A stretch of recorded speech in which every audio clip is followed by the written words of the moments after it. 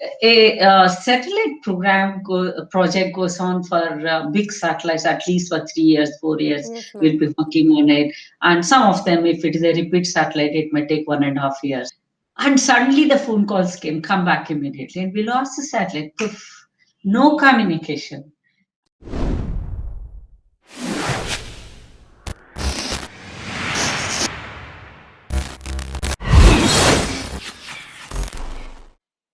Hello, everyone. I hope every one of you is safe at home and doing well. My name is Sanjana Roy, and I welcome you all to the third episode of The Leader's Mindset, a talk show organized by Center for Cognitive Activities, NIT Durgapur. Through The Leader's Mindset, CCA has brought to life the stories of hard work, commitment, talent, success, and dedication in these dreadful times of the pandemic. In our last episodes, we had with us Honorable Major Deepak Rao and Shaurya Mehrotra sir, and it was a lovely time spent with them and knowing the stories about their life. In this episode, we have with us the great personality and epitome of knowledge and intelligence, Mrs. Anuradha TK. It is an honor to have you with us, ma'am. She is one dynamic woman who not only debunked the myths surrounding women's lack of inclination towards fields of science but also risen to the topmost position of India's space agency. She is an Indian scientist and has been the project director of the Indian Space Research Organization specialized in communication satellites. She has worked on the launches of the satellites like GSAT 12 and GSAT 10, and furthermore, satellites have been launched under her lead. And last but not the least, she was the first ever woman to become the project director at ISRO. Thank you very much, ma'am, for accepting our invitation. First of all, I'm eager to know, and so will be our audience, that what in the first place inspired you to follow such a career immersed in engineering, science, technology, innovation? What was the beginning of such a successful career? See, the career starts from childhood, right? Yes, So ma'am. there will be seeds of curiosity, interest that go into it. Uh, I had a very inspiring set of home atmosphere with my parents and siblings. We were four sisters at home, and my parents always encouraged us to do new things, understand. Just don't accept anything. You have to understand what it is and then go ahead. And those were the days. My father, he was in the college. He was teaching as a Sanskrit professor. He Okay. had an access to his library. He used to bring a lot of science magazines to us. Of course, I could not read English those days. I would see most of it as pictures, and Okay. ask him what is it. And he, being not a science student, couldn't tell much of it also. Still, he would read it out for us. And the most inspiring thing was the landing on moon in 1969. I was 9 year old when Neil Armstrong set his foot on moon. That was very inspiring to all children, not only me. I'm sure my generation at that time were all very inspired to know that it's moon is not just a fantasy in the stories we used to listen, and it is something like there is a another body there, and whether we can live there, a lot of things. Yes, ma'am. So it was so interesting, and probably those were some of the seeds which came in. And I was good at science and mathematics because it was logical. I just hated history and civics and biology, where I had to mug up a lot of things Yes, ma'am. to get marks, Exactly. and I wasn't much for it. Maybe those were some of the things, and the good teachers who Hmm. inspired us to ask questions. All these things started culminating, and by the time when I was in high school, I was sure I'm going to pursue in science. Hmm. And when I was in pre-university, further consolidation happened that I'm going to take up engineering. And when I was in engineering, we had industrial visits like you students Yeah, also yeah, have, yeah, right? yeah, ma'am. Yes. I also went to ISRO, At that time, ISRO was not a success story, though it was in its very initial phases, and it was so awesome. And it was all in such modest area, nothing hi-fi or anything, And they all looked so committed, and that was when I made up my mind I'm going to join ISRO. Okay, so that's how it It went on started. one to the destined to join and then continue. Yeah, I enjoyed my career throughout. Yeah. Okay, ma'am. So I was about to ask you in the next question that what was your childhood dream, but you have already made it clear through it that it was always related to science and technology and all these. Actually, the childhood dream, if you ask, not necessarily sense. I don't know if in my days, you are all very smart kids. In my days, at the age of 8 and 9, we would not be thinking of science and all that. I mean, everything looked fascinating. When you look at a doctor, you want to become a Yes, ma'am. doctor. That is a very Yeah. common dream of everyone Yeah, in yeah, those that is days. how we were. And as we grew up, things start getting consolidated. Yes. Especially being a teacher was most fascinating. So Okay. those are the things. Yeah. Okay, ma'am. So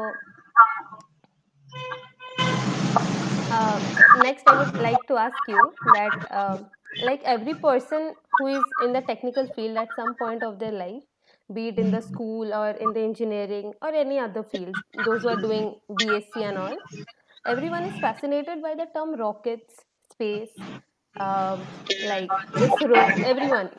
Everyone wants to know about it. So, myself also being one of them, it would be a pleasure, ma'am, to ask you some technical questions also, like the basic ones, which we can understand.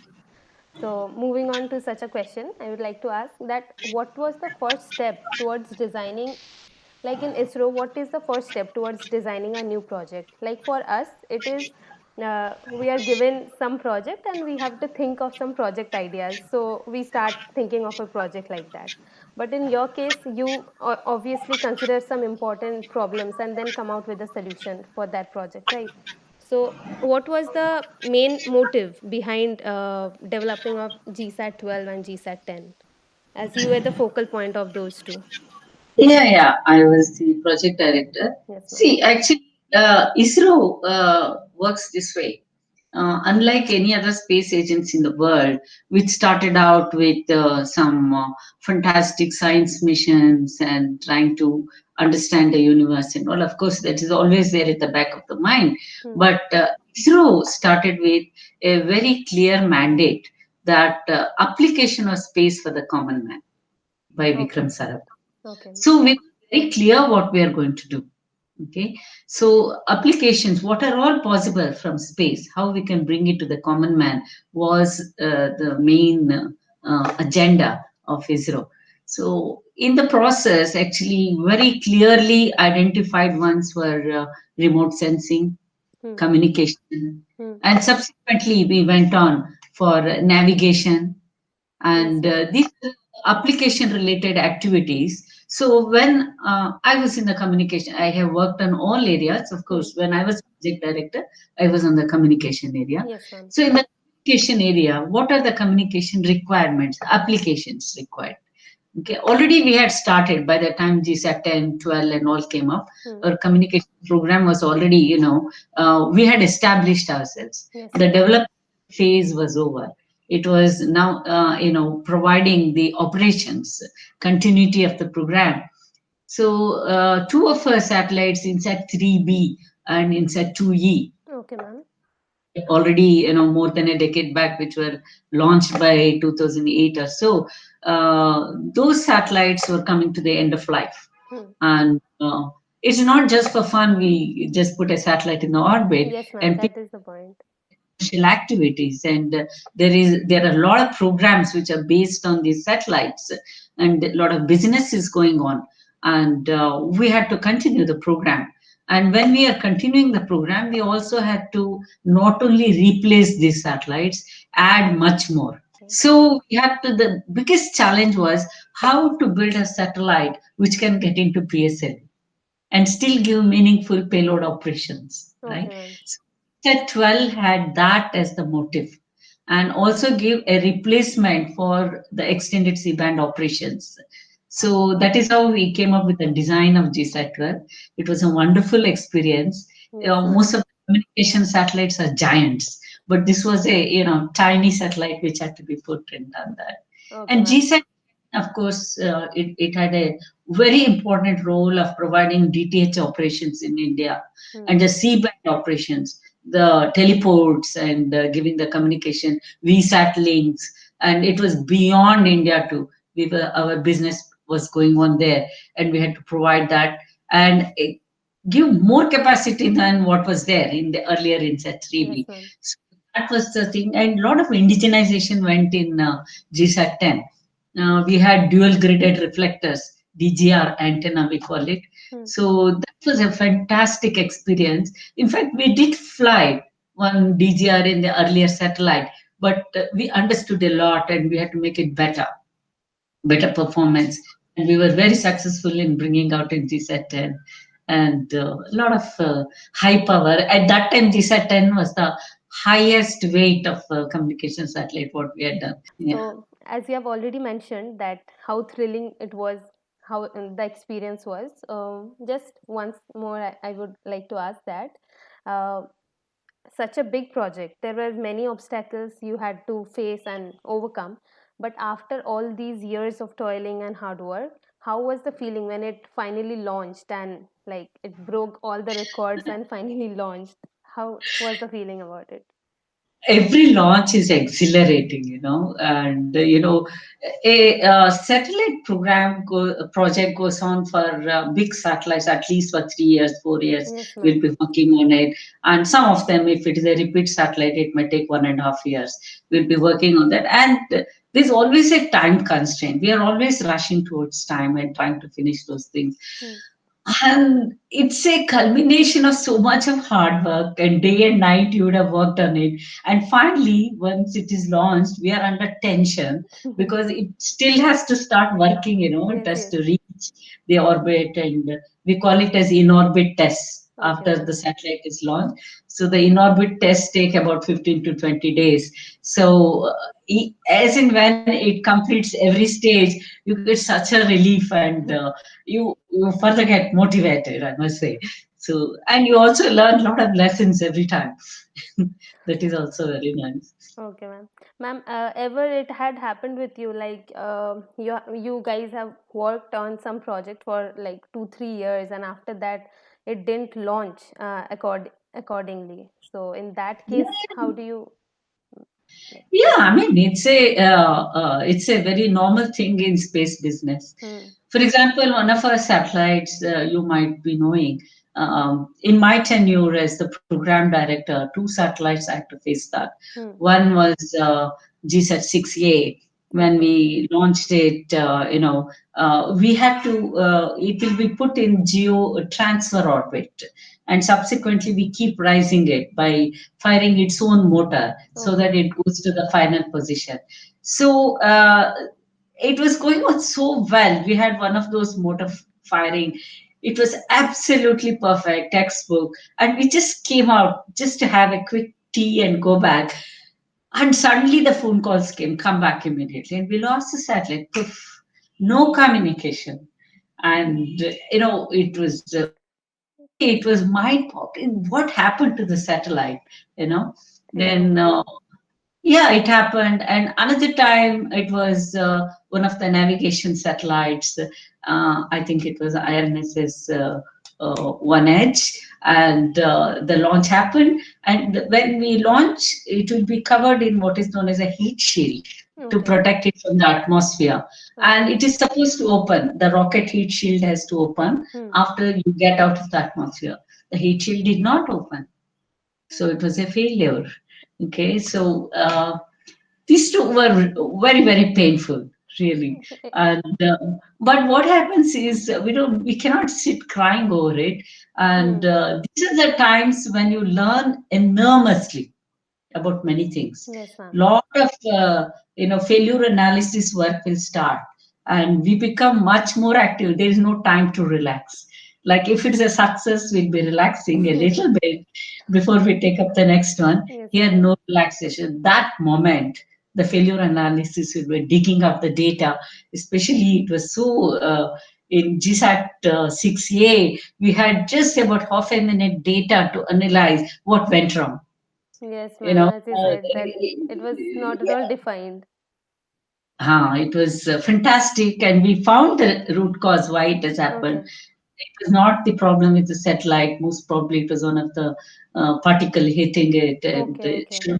short circuiting and that kind of things. Okay. So yeah, That is obviously beyond our control. That's yeah. bit of Space luck. is always a risky thing, Yes, ma'am. and yeah, and even after so many years, you learn a new lesson.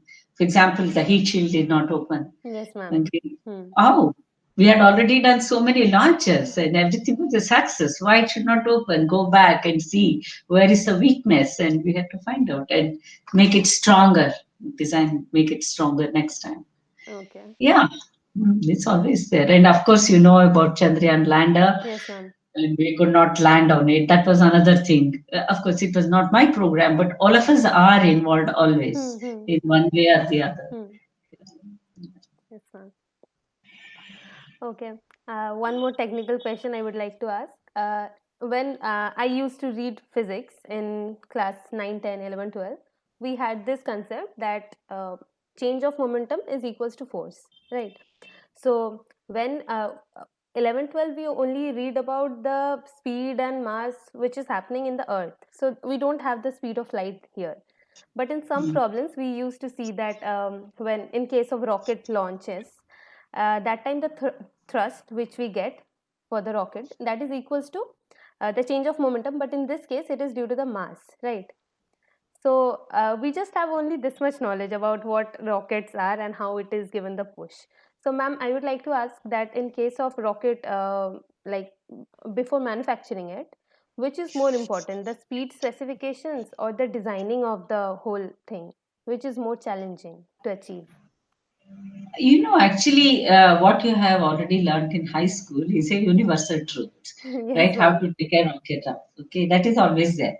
And we also know for a given, everybody makes their own. For example, everybody makes a car, Hmm. right? Hmm. There is a Maruti car and there is a Benz car, so many Yes, cars ma'am. are there. Yes, ma'am. Like that, we are making the vehicles, Hmm. right? Hmm. So, what do you think is important for the car?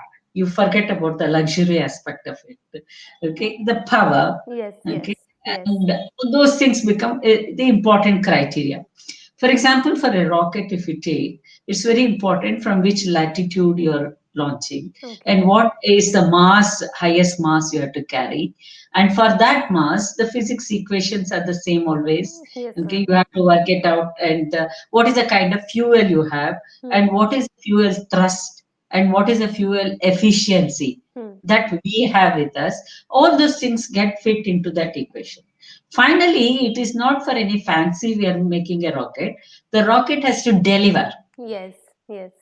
the satellite mass. Hmm. And now, why not? PSLV takes 6 ton, 10 ton, Hmm. right? Hmm. So, rocket has been designed with particular materials, with a specific rocket fuel, and and the dynamics of Hmm. that, such that it cannot carry more than certain mass. Okay, Okay. so we have to keep on improving on that. So for any rocket, it's very important that we deliver the highest possible satellite mass into the required orbital location, right? Okay. So rest of the thing, like what is the thrust required, what is the energy required, they're all pure physics that cannot change. Hmm. Okay, so you can keep on improving upon your fuels, Hmm. you can keep on improving your material to reduce the mass. Yes, you yes. know Yes, ma'am. uh, the important mass is the mass of the satellite. Yes, yes. Rest of the mass, how we can reduce so that we can take more mass into Hmm. space. Hmm. Yes, no Okay, doubt. Yes. so like that you have to have a trade-off. Any design is a continuous trade-off. Hmm. Okay, with what is available with you, what you can achieve, Yes. and what you have to deliver. So that's All how it things will have to be be done. considered. Yes, yes. Thank you, ma'am. That was amazing. That was some amazing facts. And coming from you, it was more valuable, added to its value. Well, I've like in the news, it came that our beloved Prime Minister has announced that the first Indian crewed satellite will launch in 2021 and or 2022. So, uh, if you can tell us something about it, that how exciting is that project? You're talking about human space program? Yes, ma'am. Yes, ma'am. For Okay, Indians for the Gaganyaan. first time. Yeah, Gaganyaan. Actually, Gaganyaan. in 2007, officially the human space program got approved in principle Hmm. that we had to do it. That as part of that, a lot of studies are going on. Okay, much earlier to that technology development and all that. We have done a lot of, it did not happen overnight, human space Yes. program. I Yes. must tell you that there is nearly 2 decades of work which has Okay. gone in that. So, if you remember, even in 2007, we had one space capsule recovery experiment, SRE. I don't know, you must have been very young to know that. Yes, ma'am. So, what we did was we took a capsule and the design of all that, how to do the re-entry. Hmm. Any Hmm. human space program has to have a re-entry, Yes. right? Yes. Yes. So, so lot of R&D was there, and development was there, and the material when it Hmm. is entering back, what kind of material should be there so that it can withstand the temperature Hmm. and all that. So that was a very successful thing in 2007, recovery experiment. Hmm. I'm just giving you one instance because those are all very important milestones in the human space Yes, program. ma'am. Yes. No doubt. So there was a lot of development that went on the even astronaut suit, how Hmm. to do it. And recently, I think 2 years back, yeah, 2018, we had this crew module, re-entry experiment was Okay. done, how it comes back. Hmm. And we also had this pad abort. Okay, you have to have what is known as human rating. Hmm. When you are taking humans, a lot of things happen with respect to reliability and how you handle each and It everything. is more risky It's not. involving humans. It is more risky. Yes, that's why the rockets are called human rated when they take it. Okay. So extreme caution has to be taken. A lot of experiments we have been doing on that.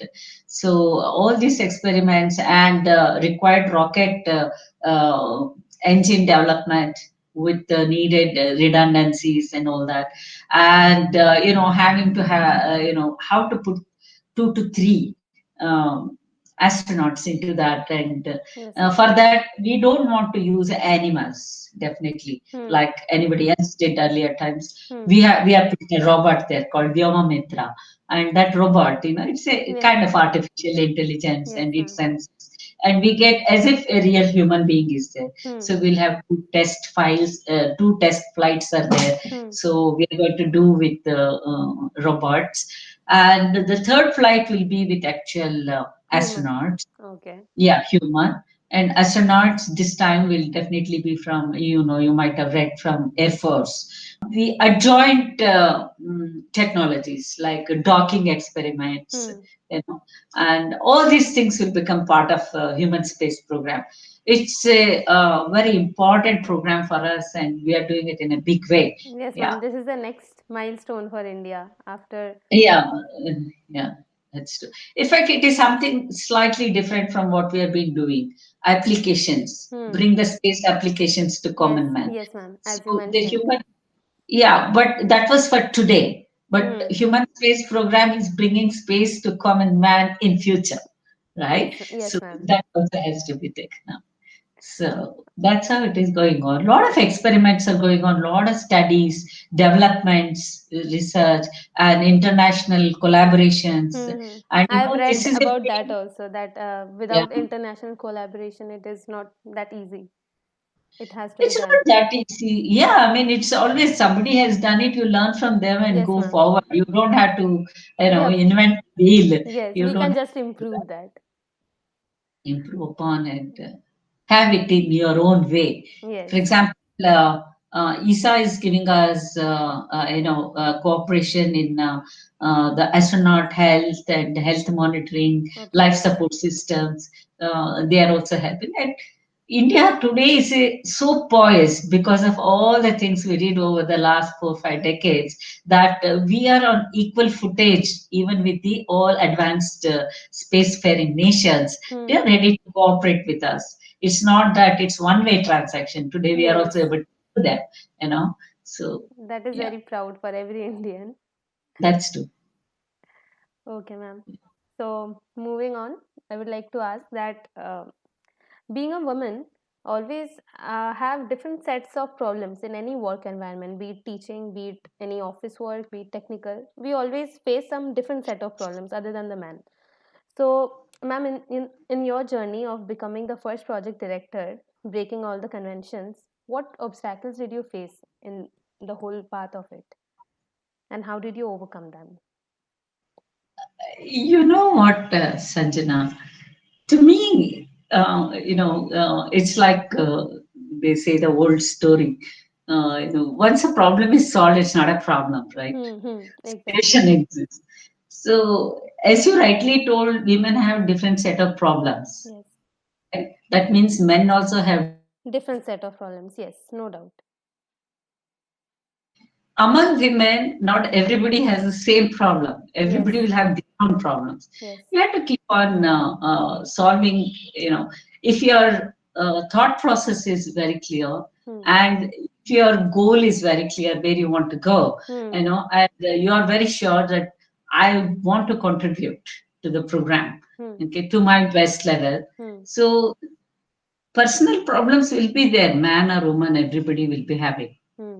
Okay, so it is your motivation that helps. Okay, Okay. and making yourself more and more capable to do that. For example, it's so strange. I've been shifting my arena every time. It's a challenge to me. Hmm. So when I just joined, I was working on digital systems, Okay. okay, Hmm. ground systems, Hmm. and one fine day, I'll give my 100% whatever Hmm. I'm doing. Hmm. So I was doing a lot of automation and instrumentation, all that I was working on, and we also made our own instrument bus, our own bus, our own protocols, all that we were developing, and it Okay. was very nice. So you get recognized when you're doing good, right? Yes. Yes. So, and there was an opportunity to head a power electronics team. Hmm. So they put me there. Management put me there because management gets the confidence that you can do, Yes. right? Yes. So, I mean, see, electronics is so wide.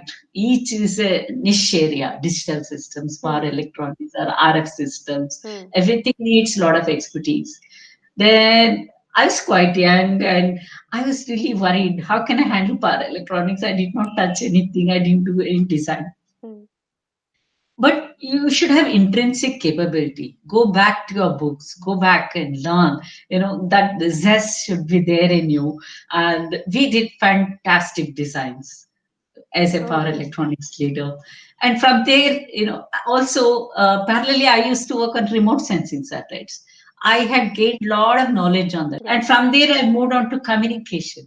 Okay. So, like that, you get better exposure and you keep doing that. In fact, first time when I became a project director, Hmm. it's not by chance. I had already worked as a project engineer, and I had worked as a team leader and deputy All the project stepping director, like that. stones. It was a natural course that I became a project director.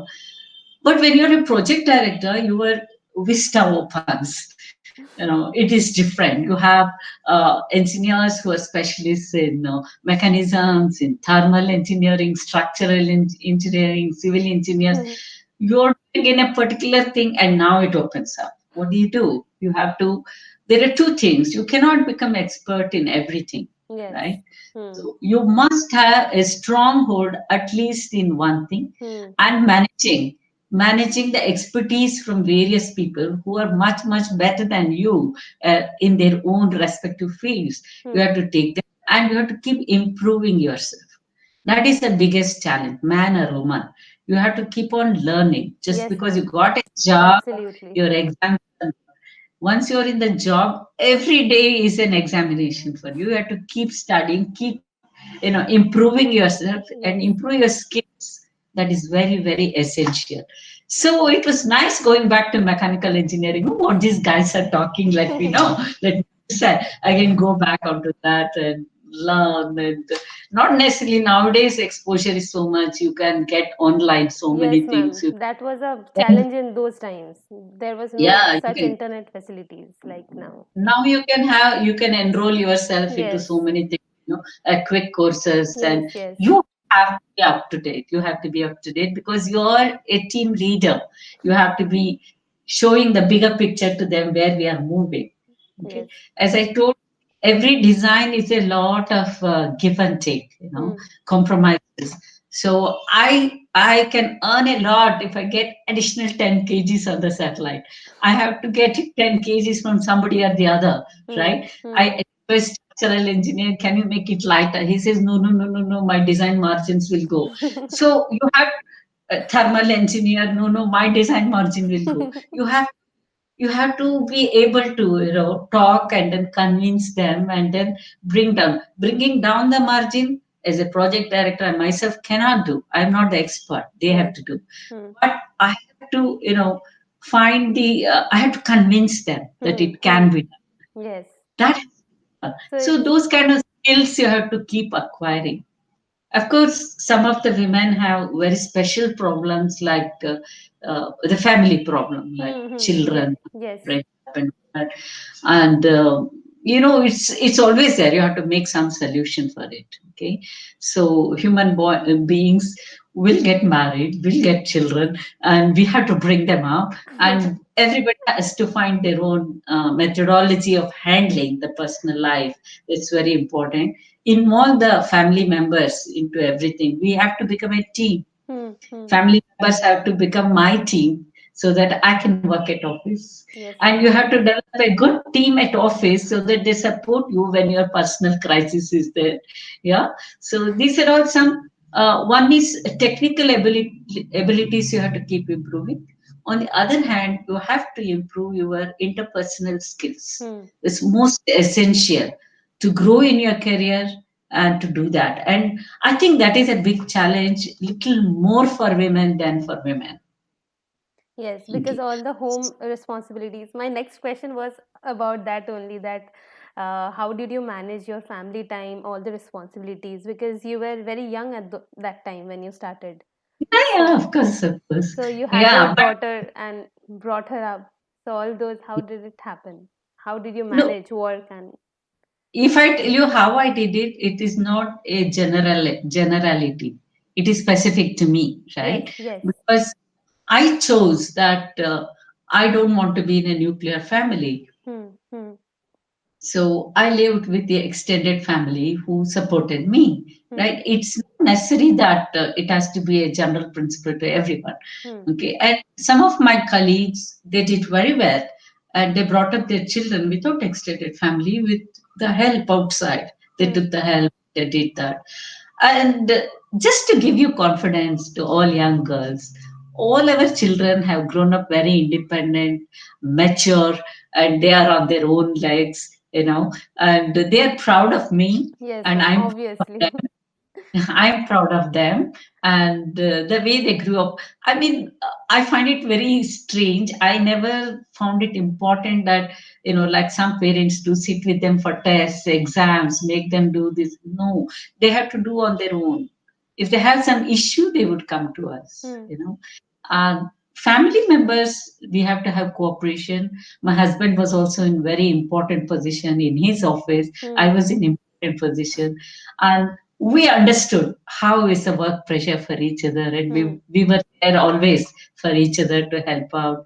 And communication, mobile phones were there. You're always in touch. I mean, you have to handle your situation in your own way. It is Yes, ma'am. possible. Yeah, I just want to thrust on that to young girls that it is possible. Okay, it is necessary what you want. If you don't want, it doesn't happen. If you want, it will happen. Okay. That was a very strong message. Yeah. Okay, ma'am.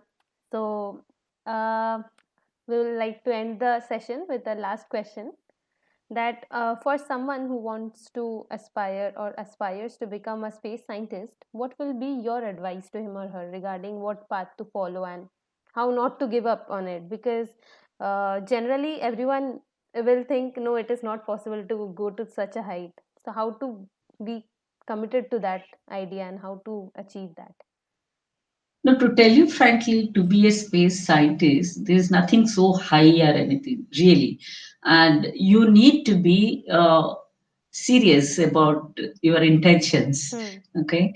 So, a space scientist can be an electronics engineer, a Yes, computer ma'am. engineer, mechanical, civil, anything, and including nowadays with human space program, Biotech. even the Yes, biotechnology, ma'am. not necessarily engineering, also, Hmm. even doctors. Okay, so it's very important that you need to be committed to do what you want to do. Hmm. Okay, so I don't know whether it is always economically, I mean, in the best paid job or so. I don't promise you.